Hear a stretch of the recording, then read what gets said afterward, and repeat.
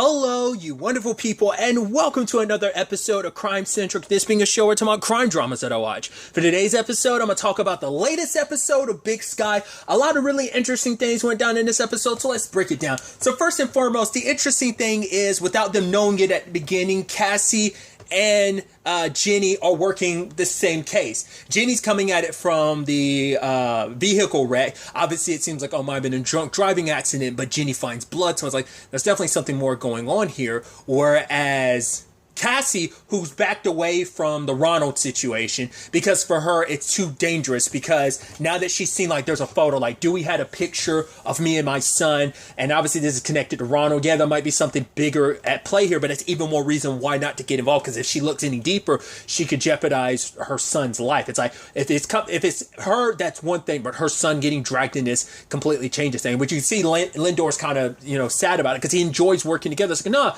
like, we can get Ronald, especially because she was so adamant about it, even to the point Denise is like, sure, you've given up on that whole Ronald thing, sure, because she's like, I'd like to believe you, but I don't believe you. So that scene also, like, the moment, like, because Jerry's like, oh yeah, like, it's like her and Lindor going shopping for a gun or whatever, and Lindor's like, yeah, give me a second, and you see this look on Jerry's face. I was like, is that what I think it is? And then later on, she's at dinner with Lindor. I was like, she likes Lindor. I was feeling those vibes last season, but I was like, I wasn't sure just because of the Cassie thing. It's like, she does.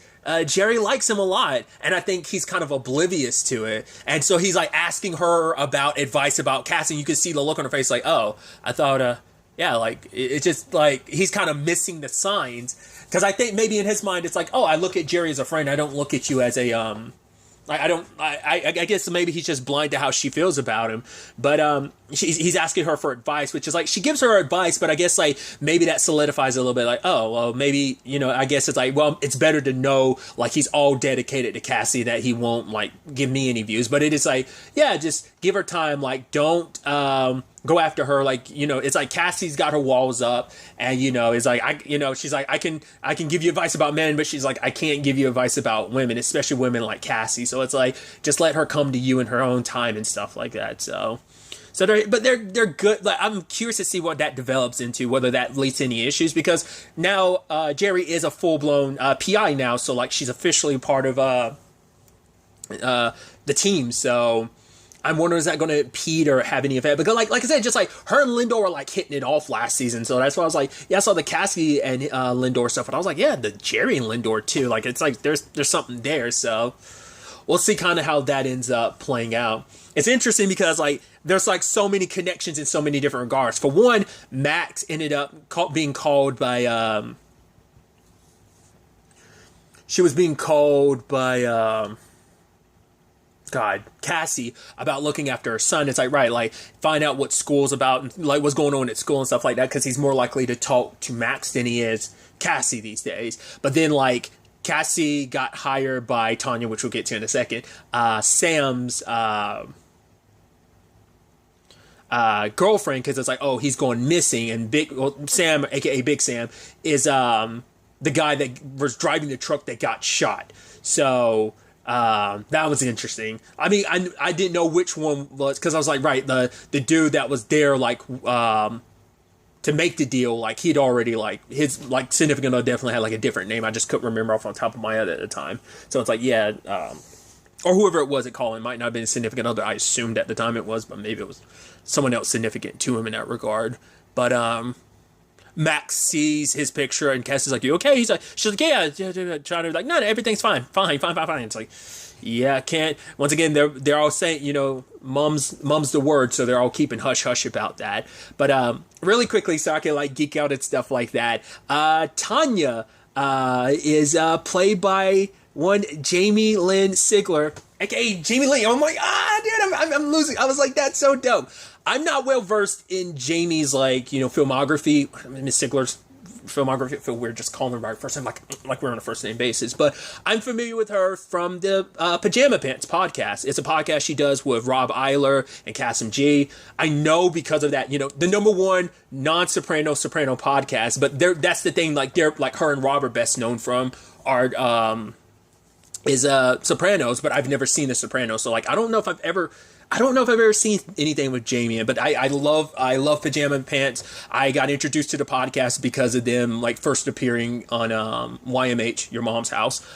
So that's just like dope, because she's talked about it in the podcast recently that she's been working on Big Sky, and I was like, and she even said that this week was going to be like, I think like before the show even aired, like she was like, oh, like October 7th was going to be like her first episode. And I'm like, that's so dope. I literally saw her names in the credits. I was like, Jamie. I was like, I got so giddy. I also got giddy because I saw another name, and I hope I don't butcher her name, but Giannia Gavankar. I was like, oh my, I was like, wait, you're in this? And I don't even think we even heard her character's name, but she's the moment she got off the plane, I was like, is that her? It seems like it's her. The moment she to the shits, I was like, yeah, that's her. Dude, I want to say the last TV show I saw her, I wasn't saying this is the last thing she's done, but it's the one thing I know her from was like, well, obviously I know her from True Blood, but I also know her from Sleepy Hollow. Once again, I'm just like, I'm so bummed that the show needed 1 or 2 more seasons. I think at least 1 more season, because it's such a bummer, because she showed up in like the 4th season where the show kind of did, not really, but somewhat kind of a soft reboot in certain regards. I'm like, I would have loved this scene, like the show continue. I loved her so much in that, but that's the first thing that comes to mind. But like, I'm sure she's done plenty of stuff, because I feel like there was like something gaming related. I know she was in like a Star Wars game as like an original character. I want to say it was like, wasn't it Battlefront 2? But there was another, it was something like an award show or something. I want to say it was like one of the Game Awards like a few years ago. She was like, I don't know if she was like hosting or like, I want to say, yeah, she was, no, maybe it was an E3 a couple years ago. I know there was something gaming related when she was on stage. I was like, oh my God, Miss Gavankar. That's where I'm nerding out, because I got too damn hyped about her and Miss Sigler. So like, that was dope. Nevertheless, I also like how, like, this show has, like, quirky villains, and I think that's so fascinating. Especially, like, her introduction. She's like, oh, I'm gonna get that cowboy hat. It's like, whatever surprise, the guy's like, it's not for sale. She just snatches it off his head and bounces. And it's like, right, Dono, let's go and find some more clothes. And I love that she's like, cool, like, Dono, do I look hot or not? He's like, yeah. She's like, what? You can answer. He's like, if I give you my honest opinion, you're going to get offended and then you're going to kill me. She's like, do I look hot or not? Yes or no? And he's just like, you look okay and you also look good. I was like, ooh, safe answer. I love that. And she's just telling him to get something new, because it's like this John Wayne Gacy like look you got going on. And he ends up making him put on something else, and then she ridicules him for it. I'm like, I'm curious what the relationship was. I was like, I think it's like maybe she's like the boss's wife or something, or significant other, and like, I don't know, maybe she's just a straight up boss. But I almost got the impression like he's like, I don't want to say anything just because, well, you are kind of a psycho in your own path, and you psycho in your own way and you'll kill me. But also it's like, maybe like she's tied to someone like I don't, it seemed more like he didn't want to piss her off more so it's because it's like, so she might just be like top brass, or like whatever this operation is, whether it's a cartel thing, whether it's just kind of like, no, we're just a drug thing, not necessarily a cartel. She might be the one running things. So, but anyway, she's just like, just her presentation, just like, she's so quirky. I even love that, like, once again, like getting like, because it happened last season too, like our like heroes and our villains bumping into each other, because it's like, why would you jump to immediately knowing like, oh yeah, this is the villain? So it's like, it's so interesting knowing when like the heroes, because Cassie was in the same diner as her, and it's just like, oh yeah, I recommend the Huckleberry pie, and it's like, oh dang, you're a godsend. And it's like, man, you're literally only in like a 1 minute scene together like that, and it's just interesting. And it's like, I guarantee you, like for the rest of the season, it'll probably be a while before they're ever in the same scene again. It's kind of like that Ronald thing, like Rick and Cassie and Jenny were like all in a lot of scenes together, but like Ronald and Cassie weren't like in many scenes together. It was only like one that they were actually in together, if I remember correctly, when he went to visit Rick's wife. So that's just like such a fascinating thing.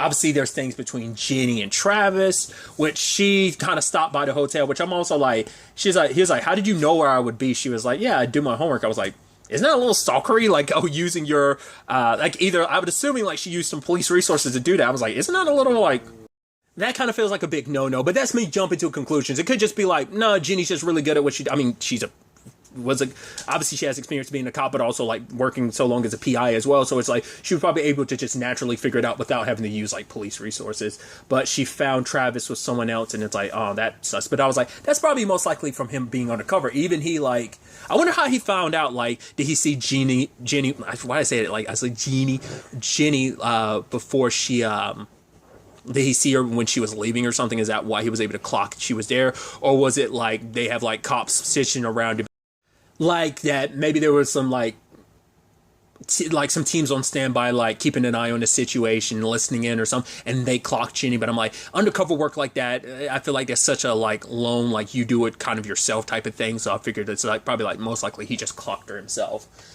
But obviously, it's kind of the conversation about like where the things between him and Jenny stand, and he's like, oh, we could just keep it kind of low key. We set some ground rules and stuff like that. But it's like, once again, I'm kind of scared because I'm like, dude, like things haven't worked out love life wise for Jenny. Then I'm like, I like if she does get in this position, it's like undercover work is kind of dirty work, and that's a whole complicated thing in itself. So I'm like, I hope that doesn't just come back to bite Jenny in some way. But Travis so far seems like a good guy because he's actually pointing her in the right direction, because he points out about like, oh, like that truck the accident you're looking into filed off VIN numbers, huh? So well, all this talk about, because obviously he's undercover with a drug ring stuff, and it's like, yeah, though, let's talk about a missing kind of shipment. So it's like, yeah. So Jenny ends up looking into it and ends up finding a hidden compartment in a truck with a gun with a fingerprint on it, and obviously that ties him back to Sam because the blood didn't come back in the system, but the blood in the back wasn't Sam's. It's the dude he killed. But obviously that led Jenny to see Cassie. Rewinding a little bit, other elements to kind of bring up during this episode is that Bridger, Madison's brother, has his reservations about this whole thing. Like, he started feeling guilty of like, maybe we should, because there's nothing in the news about the accident, but it's like, obviously, like, they're still investigating, so of course nothing's really come up at the time, but it's like, right, like, maybe we should talk to somebody about it. But Madison kept being like, nah, it's fine, no one's looking into it, it's fine. And he decided to go see the cops. And he was actually going to talk to them, but neither of the cops at the front didn't even ask any questions. Like, oh, I want to report a crime. And it's like, shit. And he's like, all right, let's get someone to look into this. And the lady comes to get Jenny because it's like, oh, you're the newbie, you handle this crap. I guess it's just such low pay grade stuff that like no one wants to do it. But Bridger left when he heard Deputy Harvey start whistling that tune, which I'm like, that actor, seen him in a multitude of things. I want to say, isn't that home dude that, I'm blanking on his character's name, wasn't he in The Vampire Diaries? He was the like person Bonnie got with before, spoiler, he died. Like, they were like a couple.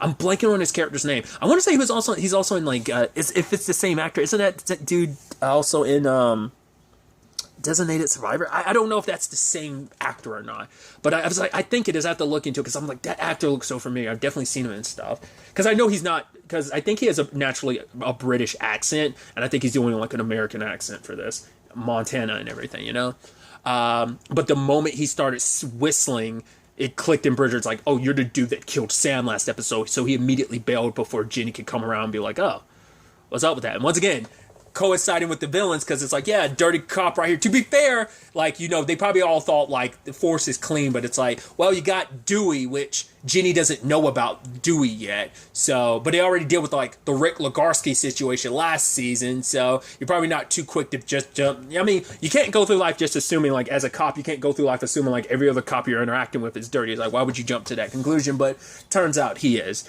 He's the one that cleaned the scene, but obviously it's like, right, he has to explain to Gianni's character and Dono that the drugs weren't there. They're not thinking like, oh, maybe you're stealing it. You stole it. He's like, nope. He's even trying to tell them not to go after Tanya because she's like, oh, she's a sweet girl. Like, she doesn't know anything about this.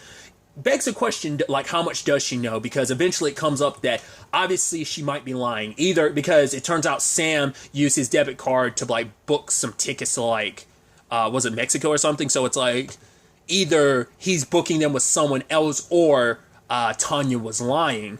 And so it does seem like, especially because she was getting very skittish around Cassie when Cassie confronted her again, she was like, I can't talk about it here. So I'm like, she wanted to look for Sam because she was probably scared about the people. Like, Sam probably filled her in on what he was all about, what he was doing. So she was probably scared, like, right, something might have happened to him. The people he works for might have, because that's probably why he did what he did, because he was probably planning on, that's why he was like, take the bag and drugs, because it's like, I don't want them to have it, because like if they, because that's probably it, like he probably was already thinking ahead, like if this money and drugs go missing and me in this condition, they're going to kill me, but they're going to most likely come after Tanya. So maybe he tried to protect her by making it seem like it was hidden. So it's like if they do come after Tanya, she can feign ignorance, but also like because she won't actually know what's what, but they won't believe her because they end up kidnapping her later on in the episode. And just like when Gianna just came up and like punched her in the face, I was like, no, don't do that, Gianna.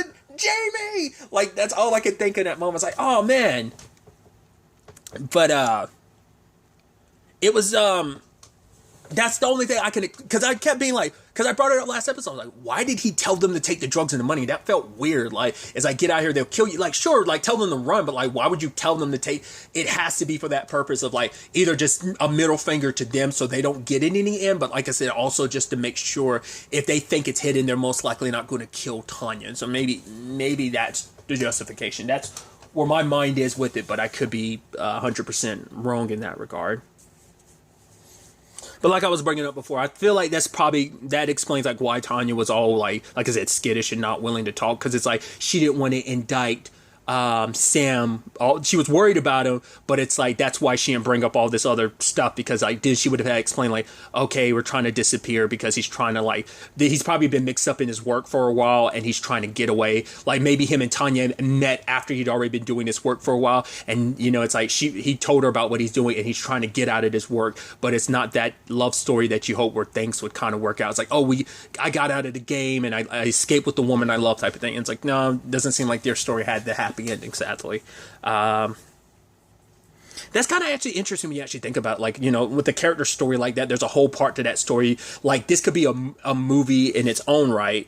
Kind of like a Superfly type of situation. It's not a one for one, but you get what I'm trying to say. Like, so it's almost interesting, like, that there's a whole, like, movie's worth of story that was kind of there. And I mean, obviously you're going to get filled in with it over the course of the season, but it's just like neat to think about, like, right, there's a whole movie could be based around the story we didn't get, and that this could be the sad and depressing ending to it in certain regards. But it's like usually the hero will come out in the end and it's like, right, I was kind of bad, but I found someone, fell in love, and now like I'm going to get away with this person type of thing, you know.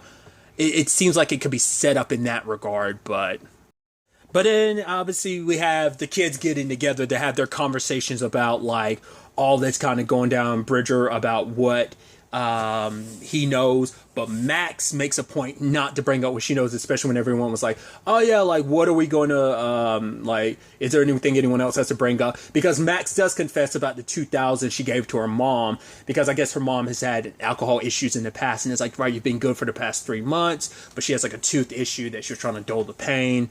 And it's like 2,000, so Max is gone. I didn't even think about it at the time. I was like, oh yeah, like that 2,000 coming out of nowhere. Like, of course, T-Lock's not going to buy that, especially because he's like jacking you for your babysitting money like all the time. So it's like, of course he knows you don't have that much stashed away. There's no way you're sitting on that much hard cash.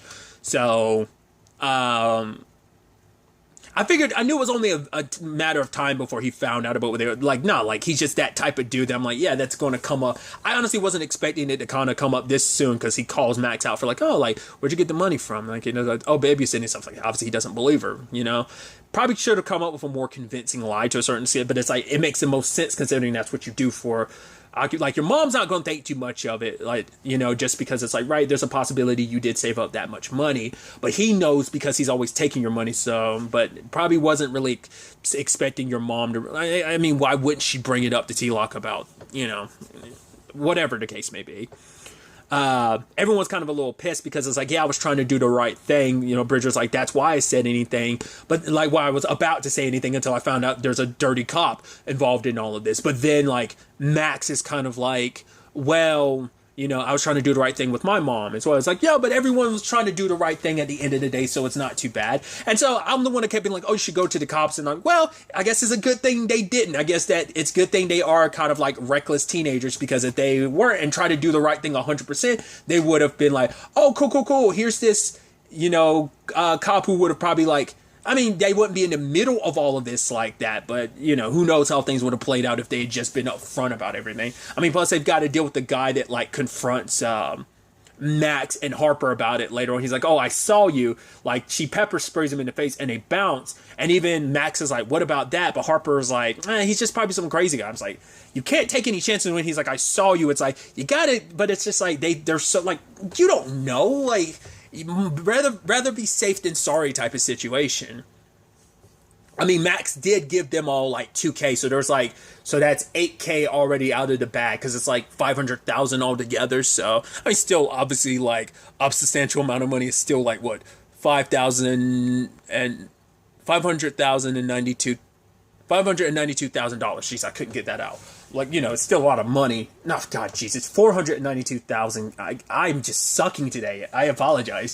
So, like, it all works out, but I'm still like, yeah.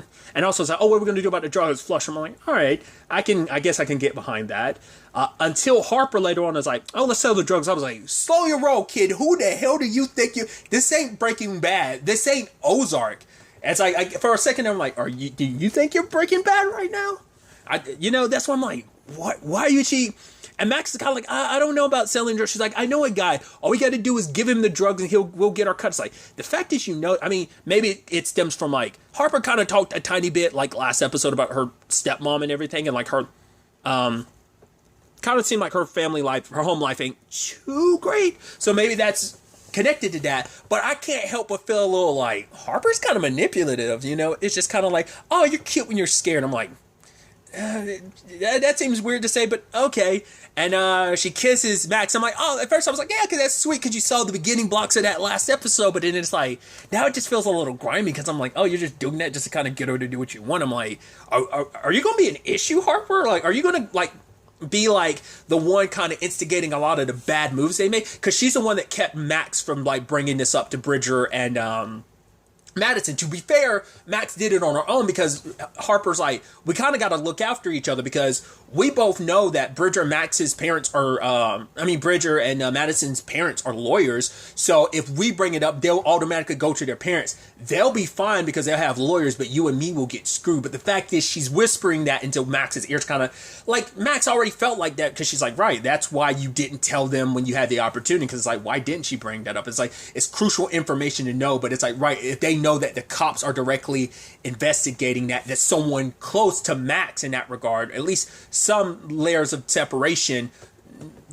like a few degrees of separation from her, it's like investigating, and then it's going to be a little, so that's a whole thing. But at the, I guess they were going to do a little bit at a time because Max left with the drugs, but it was like a small bit. Good thing she didn't bring the whole bag out, but still, like, T-Lock catches her, she's about to leave, and he finds the drug, and he's like, oh, illicit something, huh? So, now he's going to be pushing her for it, and he's going to know, like, oh, you came out of there, you must have it hidden somewhere. He's like, I'm not going to tell your mom, but, let me get a little slice of that pie. So he's going to be mixed up in this, like, Max is probably going to try and keep everyone else out of it, but it's like, right, you're dealing with me. Yes, this is how I got, like, does she bring up the money? Does she say, like, the drugs is what she's doing? He'll probably end up finding both the money and the drugs next episode, but it's like, yeah, that's a wrench. So he's going to get mixed up in all this. It's effed up to say, but if you're lucky when it comes down to like, oh, like they're looking to who knows what and who's got what, hopefully they'll kidnap T-Lock and it'll work out for you if he's dead. It's effed up to say, like I said, but maybe it'll work out for you in the long run in that regard. But also maybe, I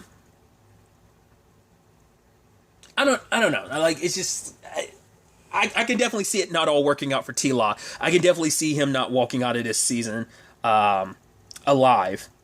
Oh, I was just looking at my phone because I got a Google alert about something else. Interestingly enough, it's like a Big Sky recap. I don't know how I get those. It's like a Deadline article. Like, my Google just automatically puts that in my notifications. I don't know why that happens. I guess just because I Google this stuff for like the episode titles, and like for images for thumbnails. So I guess because of that, like I always get like recommended. So I guess I do know how. But like I got a little glimpse of like the thumbnail that they have for like their thing, and I'm like, oh right. I was almost about to forget the other elements of this episode aside from that. We're picking up with Wolf, and Wolf and Ronald. And so I even love Ronald being like, yeah, Rick was my friend. I'm like, what? Shut up. Maybe at one point in time, he definitely wasn't near the end. You were kind of looking after yourself at that point in time. But it's like, oh, but then even like Wolf being like, no, my brother just looked out like he was just using you. And he's like, all the evil that my brother released in the world, I'm going to be the one. I'm like, so are you not the one? Like, because obviously for Ronald to be in this position is like, you have to be the one that was working with Rick. So like all that apparently like, oh yeah, he said that you were a hippie and stuff like that. So all that shit talking like Rick did is like he was in business with his twin brother, or did it Ronald and Scarlett just happen like stump like how what is that? Because I'm like, would you really? I mean, I guess if you're not around your brother, I guess you would do some shit talking. But I'm like, if he's like your connect with this whole like, God, what's the word I'm looking for? This whole human trafficking situation, if he's the one like big brains and the one behind all that, that's why I'm like trying to figure out like, is he connected to that, or is this like something else separately? I'd assume it's connected, but it's so weird that he's all about like, oh, like I'm gonna set you on the right path. It's like your urges got the best of you. He's like, don't worry, I'm gonna heal you. So it's like now you got to beg for permission and stuff like that to eat. And he's treating him like a dog. Even saying later on, it's like, oh, you're not part of the pack. You're actually less than a dog in this situation. So you got to find your place here. You can't see Scarlett until you're ready. And even then, it's like he does run into her, but he can't actually talk to her because it's like, right, you don't play ball like the lady next to him, which I wonder is that like Rick's wife or some. Not I said Rick, jeez, Wolf's wife. Had that guarding tool like next to her because like, oh, like you step forward, you say anything, something bad will happen to Scarlett. Which I wonder were they able to pick up? They were able to pick up her daughter, right? I would assume so. So it's like I guess she's wherever like Scarlett's spending her time being a part of this quote unquote family and stuff. So this was enough to get him in line that it's like, right, you want things to be better. You want to be with her, like, oh, she's a light. And because there's such light in her, I see a light in you, which obviously we know there's darkness in her, just like there's darkness in Ronald. That's why they found each other. That's why they're in the twisted romantic love story that they're in, and weirdly enough. So that's an interesting introduction to that. But I think, because Ronald was dead, so I'm like, oh, the moment I get free from this, I'm going to kill you. And it's like, I think that's still a possibility at the end. I think that is going to come full circle, but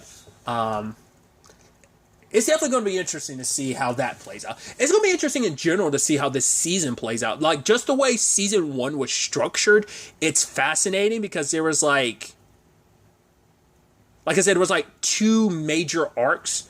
Like, the Ronald stuff bled over into like the other things, but like the Rick stuff was pretty much dealt with in like near the first, like a little after the first half of the season is when that kind of got resolved, but Ronald was still like on the loose and stuff. And then that mixes in with like the back half of the season, like the back arc with that family and everything. So, because I'm already blanking on their names and stuff like that. With like, wasn't the sister's name like Cheyenne and everything? Was like, that's what I brought up before, like whether or not we'd get any like loose ends with that, like kind of coming back up or anything. Like Cheyenne and her mom, considering they're the only ones alive right now amongst the family. So, like, will we get any more with that? Probably not. But yeah, like, I'm just curious to see how this season gets structurally played. Like I said, it's still all tied together in the end because of the Ronald stuff. So I'm just curious to see, like, how what storylines end up kind of being, like, ended yet continued, like the Ronald thing. I think that's going to be the continuous background thing. Like maybe this whole like Travis and the drug ring and everything, maybe that's only going to be like the first chunk of the season, and it's going to be kind of a separate case in general in the back chunk. Like we'll ultimately have to wait and see ultimately where everything ends up taking us going forward into the next episode. But really, that's all I'm going to talk about. Till next time we meet, be happy, be safe, live life to the fullest, and enjoy it. Good day and goodbye.